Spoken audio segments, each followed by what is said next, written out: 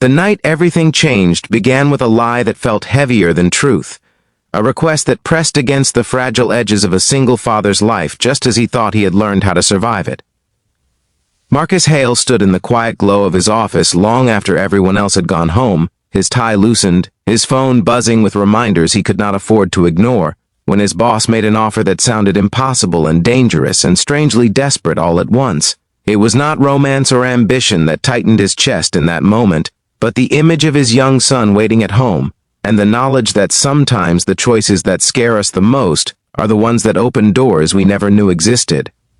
Before this story unfolds any further, if you believe in kindness, in second chances, and in the quiet bravery of ordinary people doing their best, take a moment to like this video, comment your thoughts, share it with someone who needs hope, and subscribe to the channel so more stories like this can reach hearts that need them. Marcus had never planned on being a single dad. Life in a small town outside Columbus, Ohio had once felt predictable and safe, until the sudden loss of his wife turned routines into ruins and left him learning how to braid hair, pack lunches, and explain grief to a 6-year-old named Noah who still believed his father could fix anything. Marcus worked hard as an operations manager at a mid-sized logistics firm, arriving early and leaving late, because providing stability felt like the last promise he could keep. His boss, Victoria Reynolds, was known for her sharp intelligence and unshakable composure, a woman respected and feared in equal measure. She had always treated Marcus fairly, even kindly, but that night her request shifted everything he thought he understood about their relationship.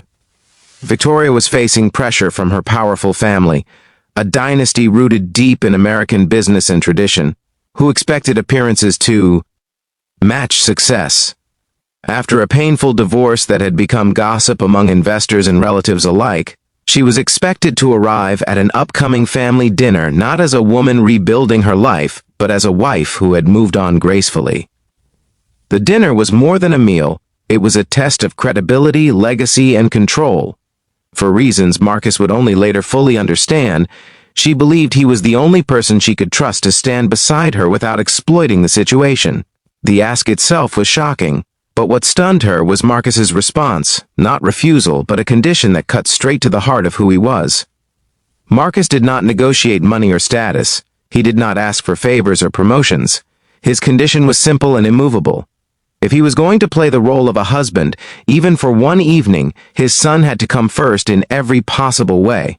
That meant no secrecy around Noah, no pretending Marcus was someone else, and no humiliation that would ripple back into a child's life.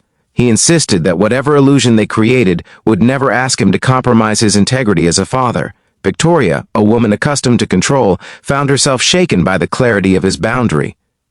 For the first time in years, someone was not trying to take something from her, but protect someone else at all costs.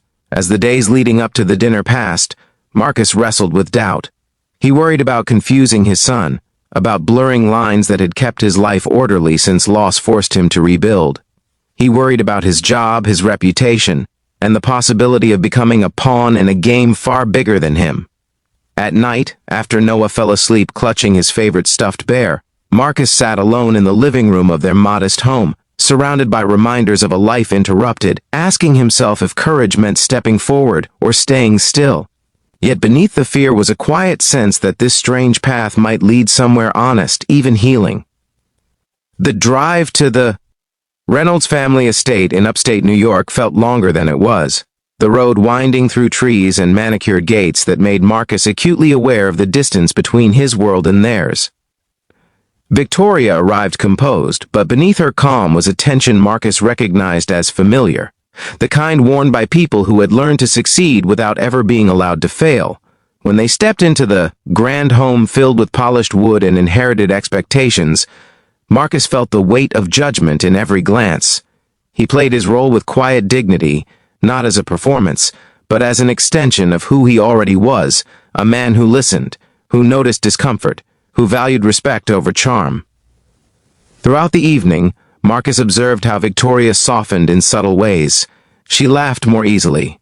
She paused before responding. She watched him interact with her relatives not with calculation, but with something closer to relief. For years, she had been performing strength so convincingly that no one noticed how alone it left her. Marcus, in his refusal to pretend to be anything other than himself, offered a mirror that reflected her humanity back to her. And as the night unfolded, it became clear that the lie they were living held more truth than either expected. When the dinner finally ended and the house grew quiet, something unspoken lingered between them. The arrangement was supposed to end there, clean and uncomplicated, but life rarely honors such boundaries. In the weeks that followed, Victoria found reasons to keep Marcus close at work, not through power, but through collaboration and trust. Marcus in turn saw a woman behind the title, someone who carried responsibility like armor and had forgotten how to set it down. Slowly, without declarations or promises, they began to change each other. The real test came when Noah entered the picture, not as an accessory, but as the center of Marcus's universe. Victoria approached that reality with care and humility, learning how to be present without intruding, how to earn trust without expectation. Marcus watched closely, prepared to retreat at the first sign of imbalance, but what he saw instead was patience and respect. Noah, perceptive beyond his years, sensed safety where there was no pressure, and in that space, something fragile and beautiful took root. As months passed, the lines between pretense and reality blurred until they no longer mattered. The condition Marcus had set became the foundation of something real, a relationship built not on convenience, but on shared values and mutual growth. Victoria faced her family again, this time without scripts or illusions, and discovered that authenticity carried a strength she had never been taught to wield. Marcus learned that opening his life to someone new did not betray the past, but honored it by choosing joy over fear. Just before this story comes to an end, take a moment to comment below and share what part of this journey moved you the most. Your words matter more than you know. In the end, the dinner that began as a deception became the catalyst for healing, not just for two adults navigating complicated lives, but for a child who learned that families can be built from honesty, patience, and love that shows up without conditions. If this story touched your heart, if it reminded you that hope can arrive in unexpected forms, please like, comment, and share this video so others can find comfort in it too.